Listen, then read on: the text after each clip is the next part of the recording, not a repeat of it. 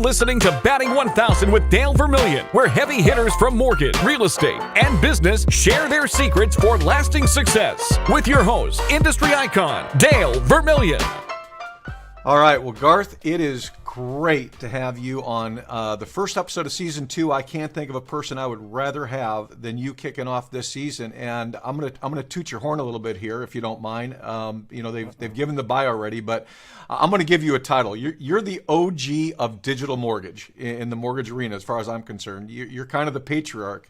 You and I met each other way back in the 1990s and worked together at mortgage.com when you ran that company, and you took that thing, and it was the first internet-based originated loan ever in mortgage history. So, man, you got some serious history, and you've done amazing things since then. STRATMOR Group is the premier consulting group and merger and acquisition group and information group in the industry, and I'm just honored to have you here. And not only that, we've been good friends for a long time. It's just great to have a good friend, an old friend, and somebody that I've worked with for a long time. So welcome. Glad to have you on Batting 1000. Thank you. I appreciate that. I'm going to have to live up to a lot because, that was a heck of an intro. So I do a lot of public speaking, Dale, and if you don't mind just coming along and you could do the 1-minute intro, because a lot of people read from the bio. It's not that interesting. So you get up, say that, and then, you can fly back to Florida. We're good to go. Anytime you want me to tag along, you just let me know. I'll be there. All right, cool. I appreciate that. So here's what I want to talk about. The reason I thought it was so vitally important to have you on, other than the fact that I just love you to death, is you just spoke at the Lenny Tree Summit that you and I both spoke at, and you brought in an incredible presentation that I just absolutely loved, that talked about where the industry's at. We're in one of the tougher times we've seen. You've been in the business over 30 years. I've been in the business. Next year will be 40 years. So we've done this for a while. And we've never seen rates rise as fast. We've never seen these kinds of challenges. But, and I'm going to say it very clearly, there's a lot of talk about the bad news, but there's an awful lot of good news in the mortgage industry too. There's a lot of opportunity out there if you know how to attack it. And some of the things that you covered, I thought were just so spot on. The thing I've always liked about your presentation style is you just say it like it is and let people, understand what they need to do to succeed. And I love that kind of transparency and just forthright approach. I usually say it like it is with jokes. That's right. You usually do. So then once people, they laugh a little bit, and then they suddenly go, hey, wait a minute. That's not funny. That was painful what he just said. So, whatever. You do. It's tough to do jokes through a virtual thing, but I'll do my best. Yeah, well, good. Well, let's talk about, I know there's 6 or 7 points that you had talked about in that session. Yeah. And I want to start with the first one. And, we know this is a purchase-heavy market. And we know that consumer direct companies in particular have had a more difficult time in the purchase market. I know you've got some stats on that. I'd love for you to share. And I'd love to hear, you gave a great analogy during the presentation as to why loan officers are not succeeding and companies are not succeeding in the purchase world when they could. Share a little bit about kind of where we're at as an industry, where the purchase market is at. And then I want you to talk about how it's such an episodic business, and really units are the key thing we should be looking at, not just dollars, because that was really important information. Yeah, well, we always read the headlines, the MBA forecast, Fannie Mae forecast, Freddie Mac's forecast. STRATMOR, we're in the numbers business, so we look at all those numbers. I think the one number that gets missed when we talk about that we're going to drop from a $4 trillion market to a $2 trillion market. Trillion is a big number, so it's kind of absurd how big that number really is. And you think, wow, that's a 50% drop. If you actually look at it on a unit basis, which is really where the hand-to-hand combat has, one loan officer beating another to try to help this family get into a home, it's even more acute because our average loan amount has gone up so much. So that's really one of them. Last year, there were 13.5 million transactions, first mortgage transactions in our industry. Next year, there'll be maybe 5. Wow. So we're down a lot in units, and it's way bigger than the 50% that you see in the dollar number because the average loan amount has gone up so much on the purchase side, and normally refinance transactions are smaller than purchase. So you take the smaller refis out, you're left with a lot of big loan amounts, but that means there's really 5 million opportunities to compete. And last year there were 13. Wow. So you better be very, very sharp and able to compete. And I think you were alluding, one of the other stats I wanted to share is last year, over 50% of refinance transactions units were done by consumer direct.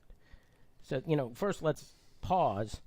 That's a big number. When I started Big Mortgage.com in 1996, Dale, that it's all you were refi. referencing, we weren't anywhere near, but we were nowhere near 50%. That's right. So 50% of people last year who refinanced their homes did it through a consumer direct operation, and that's what created kind of a windfall year for the industry. The number on purchase is 15%. Wow. And once again, this is units, not dollars. Okay. So what that means is last year in consumer direct, I'm looking on my other screen so I nail this number, there were 5 million refinance transactions last year, and or total transactions rather in CD last year. This year there'll be 1.6, and that's assuming that the consumer direct lenders keep only doing 15% of the purchase. So really the challenge for CD, you can't do the 15%. You have to start stealing share from retail. You have to steal share from the other CD lenders. So it is really a function of competing at that level. And by the way, I started as a retail loan officer and then became a call center guy. So I kind of speak both angles. And, you can do it. It can be done. But you have to have the skills that are very similar to a purchase lender, loan originator, while also, leveraging the skills that the CD lenders have long perfected, centralization, lower costs, strong technology. But a key part of it is those humans, those loan officers, have to be able to sell purchase. So you had a quote on one of your slides that I absolutely loved, and the quote was, "Purchase is about life, not about loans." I love that quote. It's a quote, but I wrote an article, and even the article has a couple jokes in it. So that was August 2021, and one of the analogies I put there, and I said this in the speech last week, so I appreciate you bringing it up, and you guys could share the article if you like. But if you were at a cocktail party, and somebody said to you, "Hey, I'm thinking about buying a home." If you're a human being, what's the first question you say? The first question is, wow, statement, why? And the reason is the why is the motivation for the entire transaction. I'm expanding my family. My family's getting smaller. I want to be closer to work. I don't care about being close to work because I now work remote. I want a better school system. My kids are older. I don't care about the school system. A bigger house, smaller house, later in life, early in life, move up, move down. There's something going on that's actually what they're pursuing. And if you do not engage on that level, you are likely to lose it to a retail guy or gal because they do. So the natural inclination for a consumer direct lender, because of the muscle memory from refi that we've learned, is you just jump into the transaction. So you'll say, "Oh, terrific, you're buying a home. How much money are you putting down? Do you have a property yet picked out? How much money are you putting down?" So the loan amount is, okay, that's great. I can go ahead and qualify you for blah, blah, blah. And it's like, what are you, dude, that's way too fast, right? And so when you do that, the customer naturally gravitates to the only thing they have in common interest with you. What's your rate? Yep. And the shame of it is they can't have the rate anyhow. They can't lock it in. They haven't found a house. They don't yet have a contract normally. Right. So it's like you literally put yourself on the least advantageous playing field that you didn't even have to play at. Yep. Because you weren't willing to engage with them on what really matters to them. So now you don't have to read the article, but, it's a 4-pager and you probably should. Well, that's so incredibly powerful. And it's so funny because it jives so much with what we've taught at Mortgage Champions forever, is that you've got to have conversation. When you start that conversation with qualifying questions, which is the most common thing that loan officers do, by the way, what you're really saying to the borrower is, let me see if you're good enough for me to spend time with you. That's really the message you're relaying to them when you really think about it. And that is not the message I think we want to relay. I think the message we want to relay is, man, I want to help you with that house. I'm honored to have the opportunity to work with you today. Tell me why you're moving into that house. Tell me what's going on in your life. And there you go. Bam. You're in a 100%. Conversation that absolutely works. And you're right. A lot of the retail guys that I train, they're very, very good at that. And many of the consumer direct guys who are top producers. All of those who aren't producing right now, it's because they're going back to either they're asking those qualifying questions or they're talking about rate, or here's the big one that I can't stand. Let me send you a link. So you can fill out your information and I'll let you know if you qualify. I'll get you pre-approval. Wait a minute, hold on. You can't You cannot solve a problem for a borrower you don't understand, and if you don't talk to them, you don't understand them. An application isn't going to tell you what you need to know about them. So you and I are in the same mindset of that. I think you said in your presentation the most important question we ask a borrower is the why question. I think that's so true and so wise. Yeah, and you can really, obviously when they ask the rate question, they might be concerned about rate because rates are really high. And rates are high versus before, but historically they're not that high. And by the way, if you figure it out on an after-tax basis, they're not nearly as high as people think. That's exactly right. Now, you can get to that conversation, but you need to acknowledge they had just asked a rate question and then start to counsel them on how to think about what the rates are. And, of course, from June of last year until June of next year, if the forecast holds, the 5 million loans that you're going to have to fight for, a big chunk of them are going to be refis. Mm-hmm. Let's say half of them are refis. That's 2.5 million refis coming off a year when in that same span where there's hardly any refi at all. Mm-hmm. So suddenly our market could suddenly get 50% bigger as soon as rates start dropping. And, so as hard as you're willing to work to establish that relationship with that 6.5% borrower right now, you're buying yourself that opportunity to help them at a 5% borrower next year. So it's worth the fight. Yep. It's just a lot tougher. Yeah. Well, and the thing that I think a lot of times we forget to talk about in today's marketplace is the offsetting factors. You just mentioned one of those, tax benefits. That's a huge offsetting factor. Huge. Buy downs are a huge offsetting factor. The fact that today, you hear consumers talk today about, it might not be a right time to buy because rates are high. Yeah, but wait a minute. Let's think about when rates were low. You had to compete with 92 other people on that house. Yeah, that's right. And then you had to offer $40,000 over asking price in order to get it. So if you can get it below asking price and you're paying a higher rate, at the end of the day, aren't you really kind of in the same boat? And many times you are. Many times you're even better off at the end of the day, depending on how big that variance is. So there's plenty of opportunity out there today if you look for it. Yeah, and if you can drop, your sales price by 10, 15% as the market softens, where you can be in a position to do that by getting pre-approved and being ready to bounce. Yep. Your monthly payment is dropping by virtue of the fact that the sales price is going down. So, and you should know those numbers, so for every $25,000, it can drop your monthly payment, $150 or whatever the number is. You know that, and then they begin to say, oh, so run that by me again. Boom, now you're having a quality conversation. Yeah. So you made two statements, and you had 2 bullets on your PowerPoint that Levy said, pretend to be human, number one. And second was get used to not yet. So talk about that for a minute, because I think that was a really important point that you covered at the summit. Yeah, a vast majority of of purchase transactions, if you're buying leads or if somebody happens to call off your website, a vast majority of them have not yet written a sales contract. That's right. And in some cases, they may not have even put their current house up for sale, or they may not have even gotten their down payment together. Now, you don't want to jump into the qualification questions to figure that out, but you need to figure out where they are in the cycle. Yep. And so the not yet means this is really an opportunity to spend quality time and develop a relationship. You're not going to close them. It's an incremental close. A refinance is a close, and, if you can't close them in a week or two, probably move on to another one. There's another opportunity. And it's a wasted opportunity to treat it that way, but it's true. Yep. And, by the way, last week we also had Greg Olson spoke, and right before me, and by the way, I just want everyone to understand, Greg Olson is much larger than I am, but we got the same amount of time up there. So in 20 minutes, one of the things that he said was you become your worst when things are the easiest. And he didn't quite understand, I don't think, how prophetic that was for a bunch of people who coming out of a refi boom. Yep. He was talking about how he reacted when, he started making all-pro as a football player, that type of thing. So, go see Greg Olson. I can't paraphrase it. But I was like, man, you just nailed what our industry is. The soft skills have gotten soft. They have.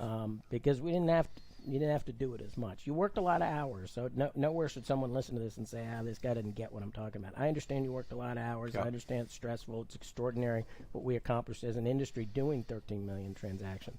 But it's a different skill. By the way, I would say the pretend to be human, like if you're in a call center or a refi, you could almost watch, and I managed hundreds of these people, you could almost watch when they thought they had a good one on the line. They'd lean forward. And they begin to lean forward, they get their pen, and they start doing boom, boom. I think I can close it on a refi. It's almost like in a purchase, you need to lean back. Because if you go too fast, they're going to say, you're not hearing where I am in this cycle. Right. You're intimidating me with a bunch of jargon. And my realtor kind of told me I should probably go with her friend locally anyhow.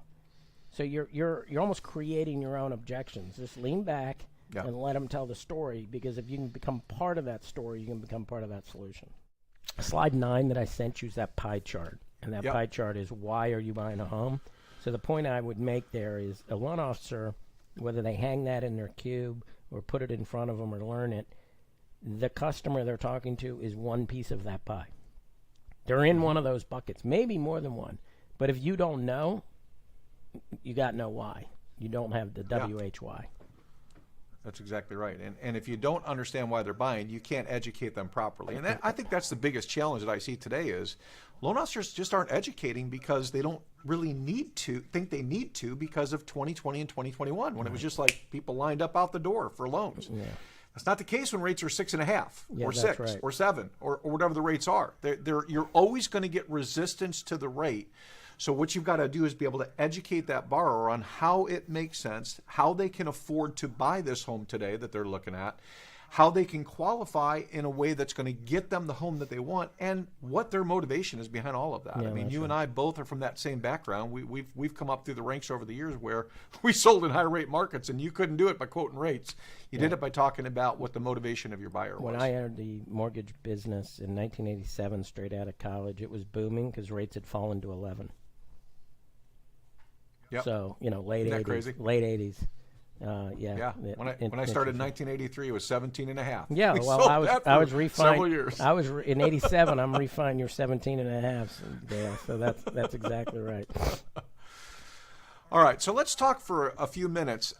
You talked about units a moment ago. You talked about focus on units, or don't focus on units, but when you do, focus on families, not units. So think of them in family terms. I love that mindset that instead of thinking in units, we should be thinking in this. Every time we help somebody with a transaction, that's a family that we're putting into a home. That's an individual that we're helping change their life in a powerful way. But you also talked about something else that I thought was important, and that is our obsession with basis points and how volume really takes our focus off what matters. Talk a little bit about that. So, I mean, it's like anything, right? If you pay people a certain way, it drives the behavior. So if you pay in basis points, you are saying the dollar's more important than the person. Because you're not paying them to close the Jones loan. You're paying them to close a $300,000 loan. And I don't even want to get into the distortion in incentives that are created by the fact that the $200,000 loan isn't worth as much as the $300,000 loan. So I'll give you one very interesting stat, and we actually got an article coming out on this. In 2010, Dodd-Frank came and changed our world, and it changed our world because we said, hey, you need to change away from our compensation model, and you can't be paid on the terms of the loan. And the industry battled and got the CFPB through Dodd-Frank to acknowledge and make an exception for basis points for a loan officer. And I literally come back and say, and now this is ancient history, it's 12 years ago, but we almost screwed ourselves right there. Because the average loan officer in 2010 was making $2,000 a loan in compensation. And if you adjust that for inflation, it should be roughly $3,000 a loan. Right now, the average loan officer is making $4,000 a loan. So we're literally paying more because the average loan amount is so high. By the way, retail's average loan amount is significantly higher than consumer direct, partially because retail, brick and mortar, et cetera, chases big loans. So it's less competitive on the small loans. So because of that, we just do away with any pay driven on quality. It's basis points. Everything's like the bigger the loan, the better, and the more you do, or the bigger volume you do, the better.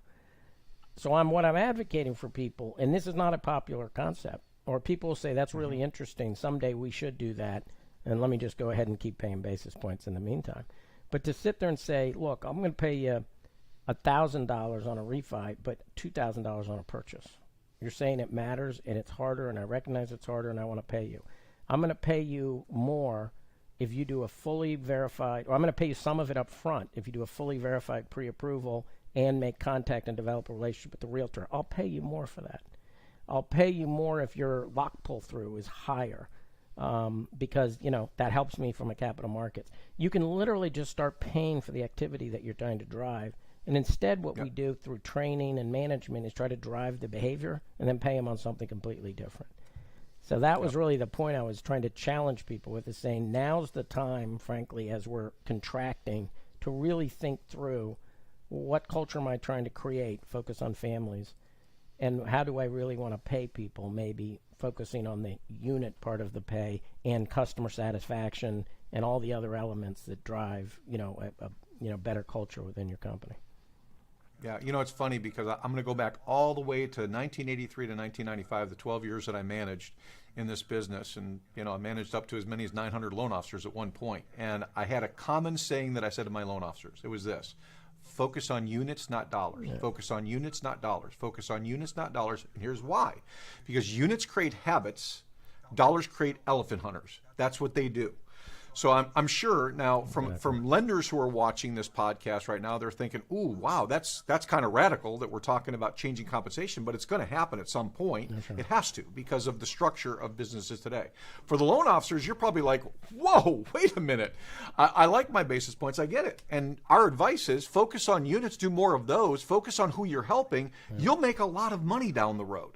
But if you focus on the basis point percentage, Put simply, this is a saying I use all the time: focus on your customers, not your commissions, and your commissions will be much higher. It's that simple. Right. It's all focusing on the end result of the consumer you're helping, the family you're placing into that home, the people you're saving the money for. That's what your focus has got to be. And the more you focus in on units, both as a lender and as a loan officer, the more successful you're going to be. And I love the idea. I've always advocated this, just like you, Garth, is compensation plans should be designed to reward for the activities you're looking for.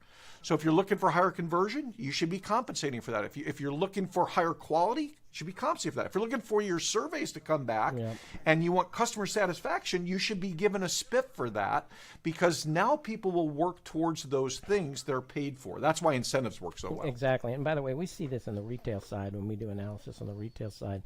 We'll have banks in the South, mortgage companies in the Southeast, and their loan officers average 6 loans a month.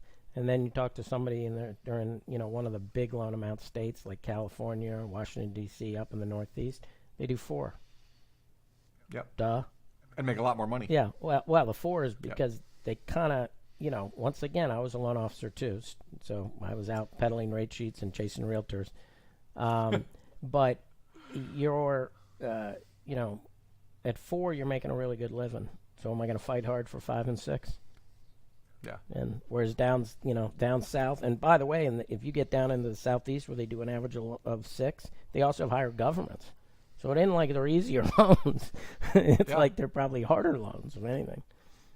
Well, and it's interesting. I'm training people in today's marketplace, in this high rate market. I'm training a lot of loan officers across the country doing 20, 25, 30 loans a month still in this marketplace, because they're doing the right things. 100%. They're building relationships, having proper conversations, so on and so forth. Yeah. All right, let's talk about efficiencies for a minute, if we can. And let's talk about the importance of creating efficiency within your business, and also talk a little bit about the cost of having people who are not productive and what that looks like. This is something I know you talked about on the stage that I thought was very beneficial to lenders. And I think there's a lot of value in here too for any loan officers who might be watching this, to understand the importance of your productivity and what that looks like. Yeah. So I think what's really interesting here is in 2021, there was about 350,000 loan officers. A third of them did less than 3 loans. I mean, that's so part-time. It's like, why would you do that? How is that possibly worth it if you're managing a company? And I know that the theory is it's a variable cost, but is it really? You have to maintain their licensing. Many times the part-time people are the ones who are the least able to package a loan together or provide the high level of service. They lose the muscle memory of how to do the business if they're only doing a loan like every couple months. So really think about whether that's really the right thing for you to have people that small, that part-time, when maybe the approach is put that money towards the real producers and the real people focused on their career. The other is 80% of the volume in our industry is done by 40% of the LOs. So you get the bottom 30 hardly do any, but the next 30 doesn't do very much either.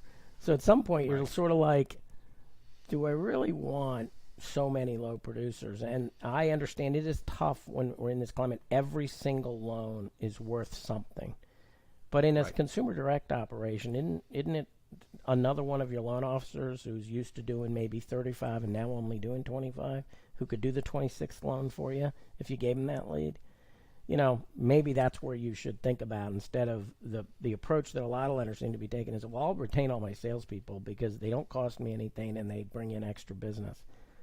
I just say, rethink that. Are you sure they don't cost you something? By the way, they're also the ones likely that have to negotiate lower rates, maybe because they're not as good selling, or their locks expire, or they're a little sloppy with the paperwork the processor has to clean up behind them.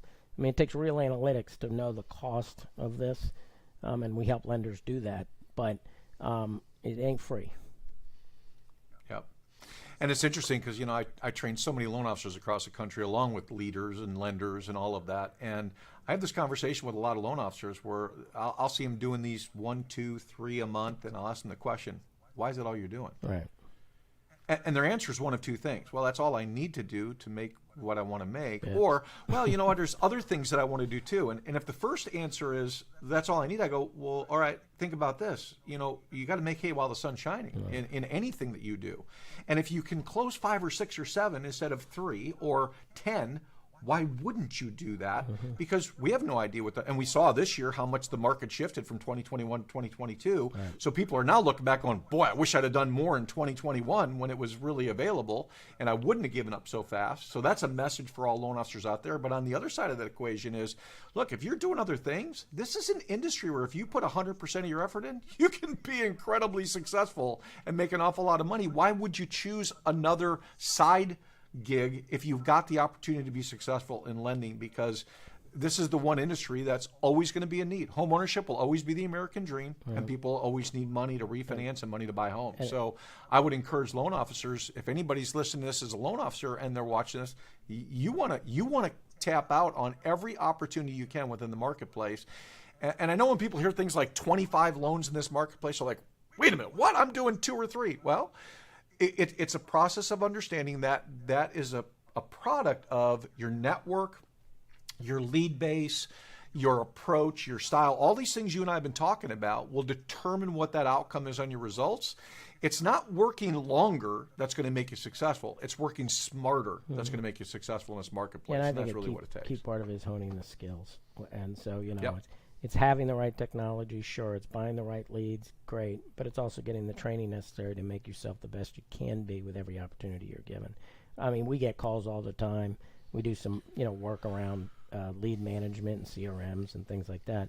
And we get called, hey, what's the best lead source? I'm like, come on. It depends. And, it depends on what you're buying, how you're buying it. But by the way, that's the wrong answer, because the wrong question, because how good are you converting leads? Right.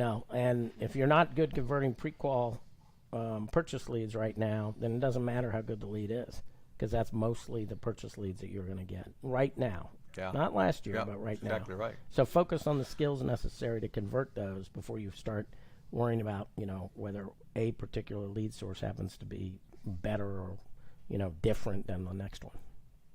Yeah, and it's interesting. One of the strategies that I've employed with every single lender I've ever worked with is you need to have, with every single one of your leads or your referrals that come in, you need to have a secondary call process in that, where if that first loan officer can't sell that deal, there should be a second person talking to them. Yeah.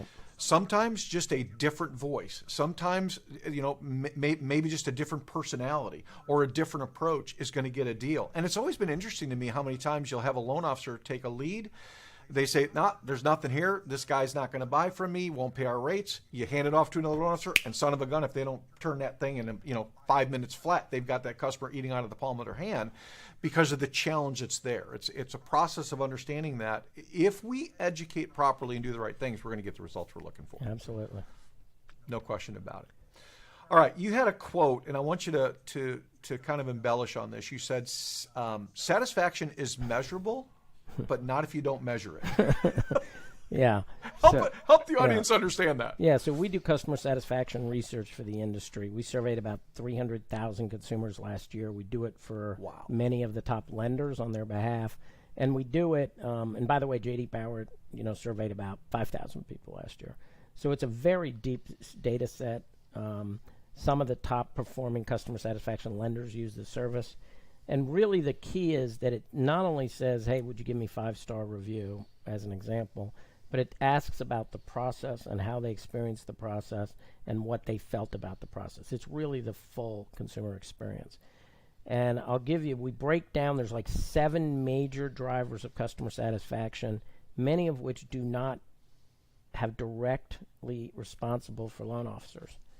So the challenge is, how as a loan officer do I deal with it? But the other challenge is, as a company, how do I make sure customer satisfaction is all the way through the process, not just make love on the phone up front?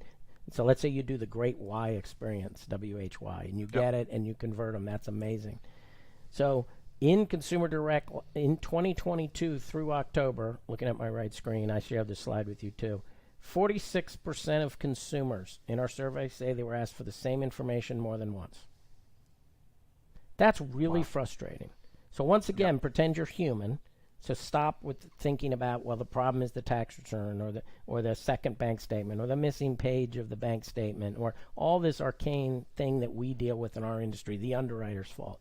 Think about it as a human. You're asked for the same information more than once. It's frustrating. I already gave this to you. So what do you do about it? Our industry is rife with, hey, if you have a loan in the pipeline as a pre-approval, you are going to have to probably ask for another pay stub. Or maybe the borrower didn't understand. Or maybe they only sent you their bank statement for their checking, but not their savings. The point is, you have to communicate at their level to make sure they understand. And also, you have to know that 46% of the time that they feel this happens, you need to be prepared to overcome it so they don't think it happened. And one way to do that is to not, once again, act like it's a transaction. And the one that I'll do, I'll just give you the one example here, Dale. I know we're running short on time. But if somebody calls you and says, I need a letter of explanation or I need an additional piece of documentation, that is already a failing conversation. Because nobody wants to have to explain anything, right? That's wife, parent, it doesn't sound good. Right. If you have a conversation, hey, wanted to touch base on a couple things. You get your pay stubs every other week, right? Oh, yeah, that's right. I got your April here. Yeah, awesome. So is your pay still the same, or, when do you get a raise? It doesn't matter. I'm simply talking about their life. Oh, actually, I might get a raise next year. Oh, that's awesome. Congratulations. That's amazing. You get them every 2 weeks. You get them in your, like a PDF in your email. Oh, no, we got a website. We download them. All right, could you just download a couple more of those for me? Yeah, okay. I'll hang on the phone, by the way, while you do it. So how are things going anyhow? I just had a conversation and asked for 2 additional pay stubs. That's right. I didn't say I need 2 additional pay stubs. And the guy's probably not going to realize you asked for the same information more than once because it was just pleasant. So, but credit inquiries, everything like that can be a conversation if you think about how's the consumer going to decode what I'm saying and how do I get on their side of the table, so to speak. So I get passionate on that one, Dale. So this is what I love about you the most, Garth, is you've been in this business like I have for a long time, and you started as a loan officer just like I did and we both worked our way up through the business. And what you're really revealing to people today is the secret to success in today's market. It's going back to the basics of relationship, conversation. We've mentioned several times, be a human being, think like a human being, think about them as a human being. Yeah. Quit thinking of it transactionally, think of it relationally. Peter Drucker has a great quote that I love. He said, the biggest problem in communication is that we don't listen to understand, we listen to reply. Yes. That is such a true statement in today's world. I watch loan officers every day that are on the phone and they're thinking about the next question they're going to ask or looking at their computer screen. They're not even hearing what that borrower is saying to them. And they're missing that golden moment of conversation and relationship and connection and trustworthiness. It's so powerful. Look, this business is not rocket science. we try to make it rocket science, but it's really... People are going to buy no matter what the rates are, and they're going to pick from the person they like the most, who they think is looking out for their interests. So I think everything that we've talked about really goes back to conversational tone, treating people like human beings, and understanding that these are not transactions, these are not even units, these are families and people we're dealing with, and we're changing our life in an incredible way. Yeah, and the purchase is so exciting. It's really way more exciting than a refi. So it might be harder, but it's way more rewarding. And of course, if you do a great job on a purchase, they're gonna tell people. Because you don't go to a cocktail party and say, damn it, I had the best refi. I saved $187 a month. How much did you save on your refi? But you're going to go to a cocktail party and say, I bought that new home. And the next human's going to say, wow, why did you want a new home? And if you're part of that solution, you've earned the right to be part of, getting a referral or whatever that next piece of business might be. Well, and the purchase is so much more emotional of a transaction than a refi is to the consumer, because this is the new house, it's the new thing, it's where they're going to create their future memories. There's a whole lot that goes into that. It's really powerful. Yeah. Yep. If you were to give one piece of advice to the people listening today to succeed in the rest of this year in 2023 in a high rate market, what would that piece of advice be? Empathy.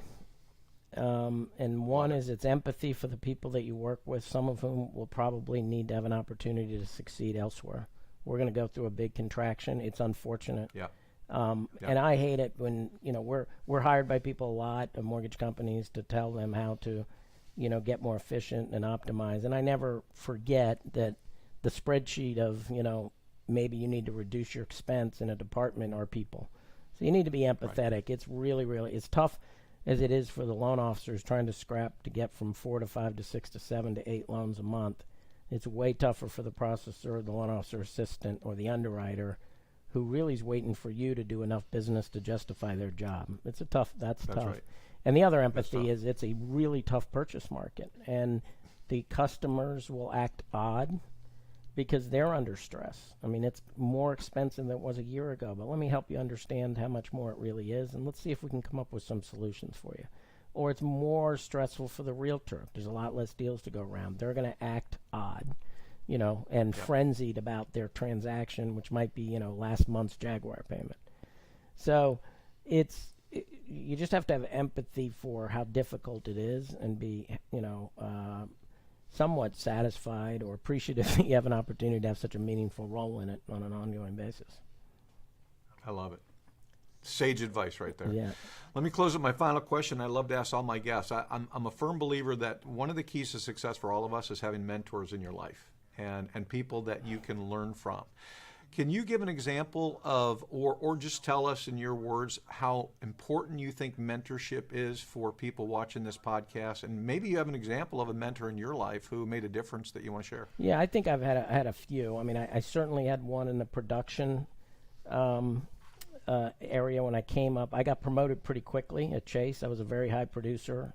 I kind of went from branch to regional manager very quickly, and I had a lot of bad habits. And most of it was around a level of arrogance and a lack of humility. And I had a manager who beat that out of me. And he was right at every step of the way. And if he's watching, I'll send him a link because I've told him this myself. I've also had ones, where I did a lot of mergers and acquisition and strategy work at my latest job before we sold. Mortgage.com and ABN AMRO got sold to Citigroup. So I had a pretty meaningful job there, and I had two very good mentors. One of whom really at his core is a production guy too. So we saw eye to eye on a lot of things, but he was far more strategic and analytical.